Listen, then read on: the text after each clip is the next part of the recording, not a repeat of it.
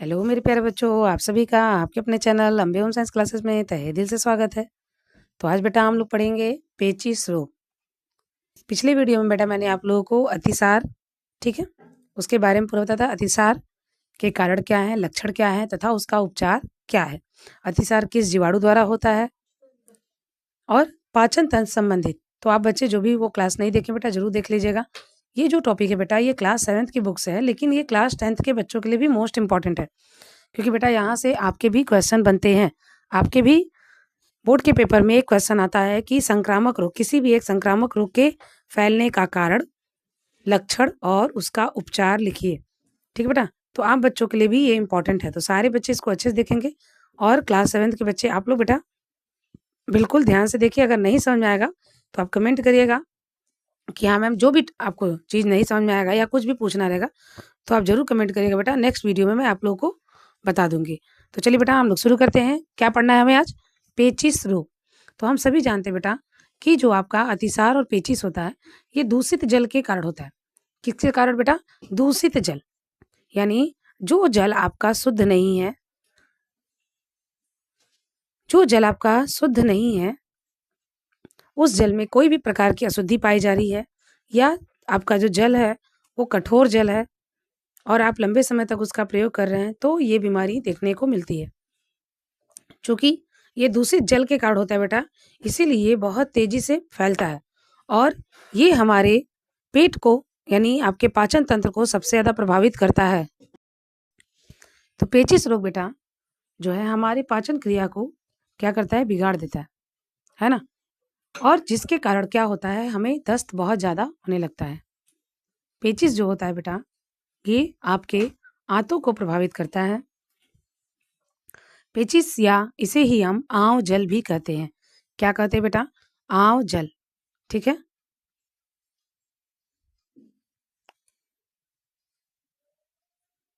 ये एक साधारण संक्रामक रोग है बेटा, जिससे आपके पेट में ऐंठन होना, है ना, आंतों में, पेट में दर्द होना, ऐंठन होना, ये सारे सिम्टम्स जो है हमें दिखाई देते हैं। और बार बार दस्त होता है। दस्त के साथ साथ क्या होता है, लिपलिपा यानी चिपकने वाला एक स्लेश में, और कभी कभी बेटा रक्त भी निकल जाता है। ठीक है, और ये जो पेचिश है ये पाचन क्रिया के बिगड़ने पर बच्चे, युवा, वृद्ध किसी को भी हो सकता है। अतिसार जो होता है वो ज्यादातर छोटे बच्चों को प्रभावित करता है, लेकिन पेचिश किसी भी उम्र के लोगों को हो सकता है। अब पेचिश के ना प्रकार भी है बेटा, पेचिश के क्या है, प्रकार भी हैं। तो पेचिश के मुख्य 2 प्रकार हैं।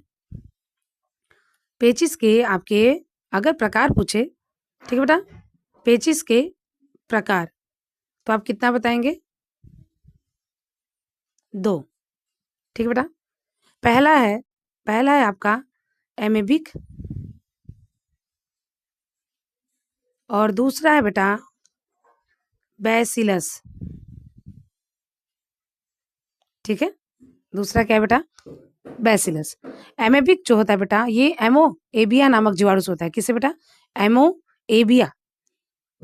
और बैसिलिस जो है बेटा यह बैसिलस नामक रोगाणु फैलाता है और यह पेचिश अधिक हानि पहुंचाता है। अगर हम देखें बेटा पेचिश के उद्भवन की अवधि, तो पेचिश जो होता है बेटा इसका जो लक्षण है वो हमें 1 से 2 दिन में प्रारंभ हो जाता है, यानी 1 से 2 दिन में हमें देखने को मिल जाता है कि पेचिश हुई है ना। पेचिश रोग होने के कारण क्या है बेटा? सबसे पहले तो आप लोग जान जाइए कि पेचिश की जो वाहक है, यानी पेचिश मुख्यतः मक्खियों द्वारा फैलता है। किसके द्वारा बेटा? मक्खियों द्वारा। मक्खियां जो है बेटा इसकी वाहक है। ये क्या करती हैं, रोगी के मल पर बैठती हैं, फिर उनका जो मल है इनके पैरों में चिपक जाता है और ये किसी भी खाद्य पदार्थ पर जाके बैठती हैं बेटा, तो वहां पर उस संक्रमण को छोड़ आती हैं। और ऐसी वस्तु जो भी व्यक्ति खाता है तो उसके शरीर में इसका रोगाणु प्रवेश कर जाता है। प्रवेश करने के बाद 1 से 2 दिन के बाद वो क्या करता है, अपना प्रभाव दिखाना शुरू कर देता है। तो पेचिश बड़ा कष्टदायक रोग है। इसकी उत्पत्ति के लिए निम्नलिखित कारण उत्तरदायी हैं। पेचिश बैसिलरी तथा एमीबाइड जीवाणुओं के संक्रमण के कारण उत्पन्न होता है। किसके कारण बेटा? पेचिस, बैसिलरी तथा एमीबाइड जीवाणुओं के संक्रमण के कारण उत्पन्न होता है। जल अथवा भोजन के माध्यम से ये जीवाणु हमारे शरीर में पहुंचकर पेचिस उत्पन्न कर देते हैं। मक्खियां इन जीवाणुओं को अपने पैरों में चिपकाकर भोज्य पदार्थों पर बैठकर पेचिस बढ़ाने में सहयोग करती है। इसीलिए बेटा कहा जाता है कि कभी भी हम अगर मेला में जाएं, किसी बाहर ऐसे सार्वजनिक स्थान पर घूमने जाएं, तो वहां अगर हम देखें जहां भी मक्खियां हैं या कोई भी भोज्य पदार्थ खुले में है, तो उसे हमें नहीं खाना चाहिए, क्योंकि अगर हम उसे खाते हैं तो हम बहुत सारी बीमारियों को न्योता देते हैं। बिना ढका हुआ, बासी तथा मक्खियों के बैठने से दूषित भोजन खाते ही शरीर में पेचिस का प्रभाव देखने को मिलता है, यानी व्यक्ति पेचिस का शिकार बन जाता है। अशुद्ध जल एवं अशुद्ध भोजन पेचिस उत्पन्न करने में सहयोग देता है। तो पहले मैंने आप लोगों को बताया बेटा कि पेचिस जो होता है ये अशुद्ध जल यानी दूषित जल के कारण होता है और अशुद्ध भोजन भी है, क्योंकि ये दोनों चीजें बेटा हमारे पेट से संपर्क करती हैं, हमारे पाचन तंत्र से संबंधित है। तो इसके कारण क्या होता है बेटा? पेचिस का रोग हो जाता है। ये आपका क्या था? कारण। ठीक है बेटा, चलिए आगे देखिए। पेचिस रोग के लक्षण। तो लक्षण क्या है बेटा? पेचिस के रोग को शरीर में उत्पन्न निम्न लक्षणों के द्वारा पहचाना जाता है। नंबर 1 बेटा, रोगी बार बार शौच के लिए जाता है, जिससे हमें समझ में आता है कि रोगी को पेचिस हुआ है। रोगी के हाथों में ऐंठन और पीड़ा होती है। ऐंठन के साथ मरोड़ भी होता है बेटा, और फिर दस्त शुरू हो जाता है। रोगी के मल के साथ आंव आने लगता है। कभी कभी मल के साथ खून भी आ जाता है। जब पेचिस बढ़ जाता है तो मल के साथ साथ क्या आता है बेटा? खून भी आने लगता है। पेचिस के रोगी को अधिक बुखार चढ़ जाता है। पेचिस का शिकार रोगी दुर्बल और बेचैन यानी बेचैनी महसूस करने लगता है। पेचिस का रोग बढ़ने से रोगी कमजोर होता चला जाता है, और पेचिस के रोगी की आंव में जो उनकी आंत होती है बेटा, आंतों में घाव भी हो जाता है। हड्डियों में तेज दर्द होना है, और ये दर्द बेटा महीनों तक चलता है। अधिक समय तक अगर व्यक्ति रोगग्रस्त रहा तो उसे अंदरूनी कमजोरी ज्यादा देखने को मिलती है। और बैसिलरी जीवाणु से होने वाला पेचिस में क्या हो जाता है बेटा? ज्वर हो जाता है। किसके द्वारा? बैसिलस। मैंने आपको बताया एक एमीबिक होता है और एक बैसिलस, 2 प्रकार के जीवाणुओं से पेचिस होता है। तो एमीबिक जो है बेटा ये कम घातक होता है, लेकिन बैसिलस जो होता है ये ज्यादा घातक होता है, जिसके कारण क्या होता है बेटा? ज्वर हो जाता है। ठीक है, आगे बेटा पेचिस रोग का उपचार। तो हम पेचिस रोग में उपचार क्या करेंगे? तो पेचिस एक जीवाणु द्वारा उत्पन्न होने वाला रोग है। यहाँ की प्रश्न बनता है बेटा आपके बोर्ड में कि पेचिस किसके द्वारा होता है? विषाणु द्वारा, जीवाणु द्वारा। और ये बेटा क्वेश्चन आपके टीजीटी, पीजीटी, एलटी ग्रेड में भी पूछा है कि पेचिस जो होता है वो किसके माध्यम से, इसका वाहक क्या है? जीवाणु है, विषाणु है, या फिर वायरस है ना, या प्रत्यक्ष माध्यम है? तो आप याद रखिए बेटा ये जल के द्वारा होता है, इसलिए जीवाणु पर ही हम जाएंगे। तो पेचिस एक जीवाणु द्वारा उत्पन्न रोग है, अतः इसका उपचार बड़ी सावधानी पूर्वक करना चाहिए, जैसे ताजा और स्वच्छ भोजन ही करना चाहिए। रोगी को बेल का शरबत पिलाना चाहिए। बेल का क्यों? क्योंकि बेल का शरबत जो होता है बेटा वो ठंडा होता है, प्लस पेचिस में दस्त को रोकने का काम करता है। सौंफ और मिश्री के समान मात्रा में चूर्ण रोगी को दिन में 2 से 3 बार, यानी उसे क्या है 3-3 मिलीग्राम की खुराक में देना चाहिए। कम से कम 3 बार दिन में, कम से कम 3 बार 3-3 मिलीग्राम की खुराक से देना चाहिए। इसबगोल की भूसी दिन में 3 बार ताजे जल के साथ खिलानी चाहिए। इसबगोल की भूसी बेटा हम अतिसार में भी देते हैं और पेचिस में भी देते हैं। हर्रे का चूर्ण, बेल तथा इसबगोल तीनों को बराबर मात्रा में मिलाकर 3-3 माह से दिन में 3 बार देना चाहिए, यानी तीनों की मात्रा बराबर लेकर के दिन भर में हमें उसे 3 बार देते रहना चाहिए। हरे धनिया की पत्ती व पुदीना की पत्ती के साथ सौंफ पीसकर चटनी के रूप में भी चटानी चाहिए। इससे भी क्या होता है, पेटों को जो ठंडी, बेटा ये गर्मी के मौसम में ज़्यादा होता है तो पेट में जलन होता है, ताकि पेट में ठंडी बनी रहे इसके लिए बेटा पुदीना बहुत ठंडा होता है, और आपका सौंफ भी। तो ये क्या करता है, पेट को ठंडा भी देता है और इसे रोकने का यानी उपाय भी है।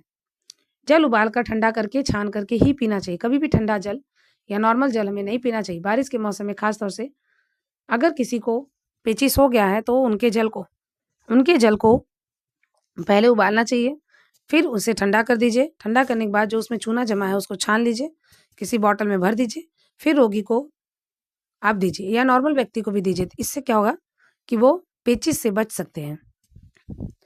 लाभ न होने पर तुरंत कुशल चिकित्सक को भी हमें दिखाना चाहिए, क्योंकि इसमें क्या होता है, डिहाइड्रेशन हो जाता है। चूंकि गर्मी का मौसम होता है, शरीर से अतिरिक्त पानी बाहर निकल जाता है, तो उस कंडीशन में रोगी व्यक्ति की मृत्यु भी हो सकती है। इसलिए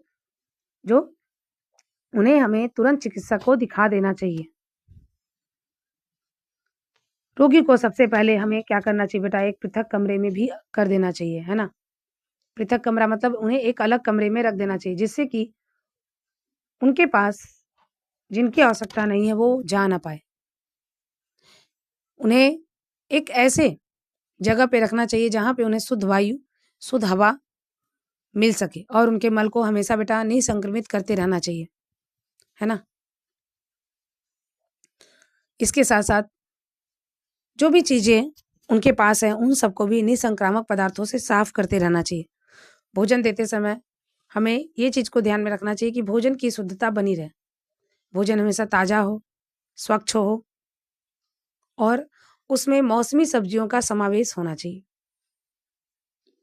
तो चलिए बेटा अब हम देखेंगे पेचिश रोग से बचने के उपाय। तो हमें उपाय क्या करना है। पेचिश एक संक्रामक रोग है और हमने जाना कि ये मक्खियों द्वारा होने वाला है, मक्खियों द्वारा फैलने वाला रोग है। तो मक्खियां जल एवं भोजन को दूषित करके उसमें फैलने में सहयोग देती हैं। यानी मक्खियां जो है बेटा ये क्या करती हैं, इस बीमारी को फैलाने में मदद करती हैं।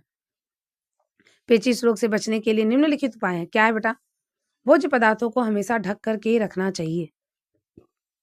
कभी बेटा आप लोग गर्मी के मौसम में देखते हो कि मक्खियां बहुत जल्दी आ जाती हैं। कहीं भी थोड़ा सा भी अगर आप भोजन गिर गया या कुछ भी खुला है तो आप देखो कि मक्खियों की अंबार आ जाती है। तो कभी भी बेटा भोजन को खोल कर नहीं रखना चाहिए। बहुत ज्यादा समस्या है तो आप उसे जाली से ढक दीजिए। भोज्य पदार्थ पर मक्खियों को नहीं बैठने देना चाहिए, इसीलिए अपने भोज्य पदार्थों को जो है जाली से ढक देना चाहिए। आप देखोगे बेटा जो अन्य दुकानें होती हैं, अगर बड़ी दुकानें हैं तो नहीं, छोटी दुकानें, वो लोग अपने भोज्य पदार्थों को ढक देते हैं जाली से, ताकि उसके बाहर ही मक्खियां भौरे जो भी हैं वो रह अंदर ना जा पाए। बासी और अशुद्ध भोजन नहीं करना चाहिए। कभी भी किसी को भी बेटा बासी और अशुद्ध भोजन नहीं करना चाहिए। अगर भोजन बासी है तो आप उसे पहले खौलाइए, उबालिए, सेकिए, जो भी चीजें, उसके बाद ही उन्हें ग्रहण करने की कोशिश करिए, क्योंकि बासी भोजन, अशुद्ध जल, अशुद्ध भोजन ये सब प्रभावित करते हैं हमारे पेटों को। तालाबों और कुओं के जल में पोटेशियम परमैंगनेट यानी लाल दवा का घोल डालते रहना चाहिए। पहले क्या था बेटा, जब ज्यादातर लोग तालाब और कुएं से ही जल लेकर के अपना भोजन पकाना, पीने के लिए इन सब का प्रयोग करते थे ना बेटा। तो गांव के जो मुखिया होते थे उनके द्वारा पूरे गांव में आपको पोटेशियम परमैंगनेट का, यानी जो कुआं होता था उसमें ये डलाता था पोटेशियम परमैंगनेट, बाकी जगह ब्लीचिंग पाउडर का छिड़काव करना, ताकि हम इन गंदगियों से बच सके। पानी को उबालकर ठंडा करके उसमें उसको छान कर पीना चाहिए। इससे क्या होगा, आप इस संक्रमण से बच सकते हैं, क्योंकि ये पानी के द्वारा ही फैलने वाला संक्रमण है। तो हमें अगर पानी बारिश के मौसम में खास तौर से बिल्कुल ऐसे पानी का प्रयोग करना चाहिए जिससे कोई भी रोगाणु हमारे शरीर में प्रवेश ना कर सके। बाजार में चाट पकौड़ी, खुली मिठाई तथा कटे फले फल हमें नहीं खाना चाहिए। कहीं भी बेटा अगर घर पे भी आप कोई भी फल अगर काटते हो तो आप उसे तुरंत खाने की कोशिश करिए, उसे खुले नहीं छोड़ना है। फल और सब्जियों को ठीक तरह से धो करके ही प्रयोग करना चाहिए। पहले तो बेटा कुछ ऐसी सब्जियां, जैसे आप सेव ही हो गया, सेव जो होता है बेटा, अब कोई भी चीज बिना दवा के नहीं हो रही है ना, हर चीजों में दवा का प्रयोग किया जा रहा है। तो आप सेव को खाने से पहले, बैगन को खाने से पहले, गोभी, इनकी सब्जियां बनाने से पहले बेटा इन्हें क्या करो, थोड़ा सा पानी लो, हल्का गुनगुना, अगर नहीं गुनगुना है तो भी आप नॉर्मल पानी लीजिए, उसमें थोड़ा सा नमक डाल दीजिए। नमक डालने के बाद आप उसमें अपने उन सब्जियों और फलों को कुछ देर के लिए छोड़ दीजिए। फिर उसे निकाल करके तब आप खाइए। क्योंकि बेटा जिस दवा से हम पकाते हैं ना, आप लोग कभी देखे होंगे आम पकाते हुए, केला पकाते हुए, है ना, कार्बाइड का प्रयोग लोग करते हैं फलों को पकाने के लिए। कभी बेटा जब कार्बाइड को खोला जाता है, खासतौर से जब आम का सीजन आता है ना, तो लोग क्या करते हैं, अगर उनके घर का पेड़ है तो वो उसे तोड़ करके पका देते हैं। तो आप देखोगे बेटा जब भी कभी उसको खोलोगे जो पकने के लिए आपने रखा है, तो उसे अगर उसमें आप हाथ डालते हो बेटा तो आपको पता चलेगा कि बहुत गर्म है। तो उसकी गर्मी को शांत करने के लिए कोई भी फल हुआ, सब्जी हुआ, उसे हमें पानी में थोड़ा देर डुबा कर रखना चाहिए। क्लियर? नालियों में डीडीटी का छिड़काव करवाना चाहिए। प्रभावित रोगी के मल मूत्र को नष्ट कर देना चाहिए। प्रभावित रोगी के संपर्क में स्वस्थ रोगी को नहीं आने देना चाहिए, क्योंकि कब ये किसको हो जाएगा कोई नहीं जानता। आपके स्वस्थ रोगी भी इससे प्रभावित हो जाते हैं। इसीलिए बेटा हमें इन सब चीजों का थोड़ा सा ध्यान रखना चाहिए। अब लास्ट बेटा आपका पाचन संबंधी रोगों में सावधानी। तो अब हम पाचन संबंधी रोगों में कैसे सावधानियां बरतेंगे। तो पाचन संबंधी साधारण रोग अर्थात अतिसार तथा पेचिश अपनी जगह पे दोनों ही घातक रोग नहीं है, परंतु इन रोगों की दशा में कुछ सावधानियां अति आवश्यक होती हैं। प्रथम सावधानी तो है खाद्य पदार्थ, हमारे पेय पदार्थ, इन दोनों की सफाई, इन दोनों की शुद्धता से बिल्कुल क्या होना चाहिए, परिबद्ध होना चाहिए, संबंधित होना चाहिए। समस्त खाद्य सामग्री ताजी, शुद्ध, स्वच्छ तथा मक्खियों के संपर्क से मुक्त होनी चाहिए। दूसरी मुख्य सावधानी निर्जलीकरण से बचना। ठीक बेटा, निर्जलीकरण नहीं होना चाहिए, मतलब आपके शरीर में अतिरिक्त जल की कमी नहीं होनी चाहिए। इसीलिए बराबर पानी, नींबू, नमक या फिर ORS का घोल लेते रहना चाहिए, क्योंकि निर्जलीकरण में आपकी बीमारी और घातक हो जाती है और कभी कभी सही से उपचार न मिल पाने पर व्यक्ति की मृत्यु भी हो जाती है। आप देखते हो बेटा किसी को दस्त बहुत ज्यादा होता है, अगर डॉक्टर के पास आप दिखाने गए तो डॉक्टर पहले ड्रिप लगा देंगे, है ना, पानी चढ़ाना शुरू कर देते हैं, क्योंकि वो कहते हैं कि आपका शरीर बहुत कमजोर हो गया, अगर पानी नहीं चढ़ाया जाएगा तो आपके लिए समस्या हो जाएगी। तो बेटा पेचिश की दशा में प्रायः बच्चों में निर्जलीकरण की आशंका बढ़ जाती है। निर्जलीकरण अपने आप में घातक भी हो सकता है, अतः निर्जलीकरण से बचाव के लिए उपाय किए जाने चाहिए। उसके लिए रोगी को अधिक से अधिक मात्रा में तरल पदार्थ दिए जाना चाहिए। रोगी रक्षक घोल यानी ORS अवश्य दिया जाना चाहिए। सामान्य रूप से उबले हुए पानी में नमक, चीनी, चुटकी भर खाने का सोडा मिलाकर तैयार घोल देना चाहिए। लाभकारी होता है ना बेटा, अगर हम ऐसा घोल देते हैं तो वो उनके स्वास्थ्य के लिए लाभकारी होता है। बच्चे को माँ के दूध, नींबू पानी, नारियल पानी तथा छाछ भी दिए जाने चाहिए। क्यों बेटा, नारियल पानी में बहुत अच्छी एनर्जी होती है, नींबू पानी, तो ये सब जो होते हैं बेटा, जो पानी वाली चीजें होती हैं, आपके शरीर में पानी की कमी को बना करके रखती हैं। तो बेटा हम जानते हैं कि पेचिश और अतिसार में डिहाइड्रेशन यानी पानी की कमी का होना ये एक नॉर्मल बात है। आप दस्त के साथ देखोगे बेटा, पहली बार दूसरी बार तो ठीक, लेकिन उसके बाद अगर दस्त की संख्या बढ़ जाती है तो आप दस्त कम लेकिन आपका पानी ज्यादा निकलता है, तो उससे क्या होता है, आपके शरीर में जो अतिरिक्त स्टोर आपका वाटर है वो भी शरीर से बाहर निकल जाता है। तो उस कंडीशन में हमें रोगी को, अगर उसे दर्द है, आप घरेलू उपचार कर रहे हैं, तो उसे हमें ORS का घोल, या तो फिर अगर ORS का भी घोल नहीं मिल पा रहा है तो आप सिर्फ पानी लीजिए, उसमें नमक, नींबू और चीनी मिला करके अच्छे से घोल बना करके रोगी को थोड़ा थोड़ा दीजिए पीने के लिए। ठीक है बेटा, तो आप सभी को पूरा लेसन समझ में आ गया बेटा, पाचन तंत्र का और आपके अतिसार और पेचिश, कारण, लक्षण, उपचार, सावधानियां। तो आज के लिए इतना ही रखते बेटा। अगले क्लास में बेटा मैं इसका सारा क्वेश्चन आंसर आप लोग को करा दूंगी, तो आप बच्चे अपना नोट डाउन कर लीजिएगा। बाकी क्लास ऐसे ही कंटिन्यू चलती रहेगी। ठीक है बेटा, आप बच्चे भी छोटे हो तो आपको बहुत ज्यादा मुझे देने की आवश्यकता नहीं है, आप कम पढ़ो, सॉलिड पढ़ो। ठीक है, वीडियो कैसा लगता है जरूर कमेंट किया करो। तो आज के लिए इतना ही बेटा, थैंक यू सो मच।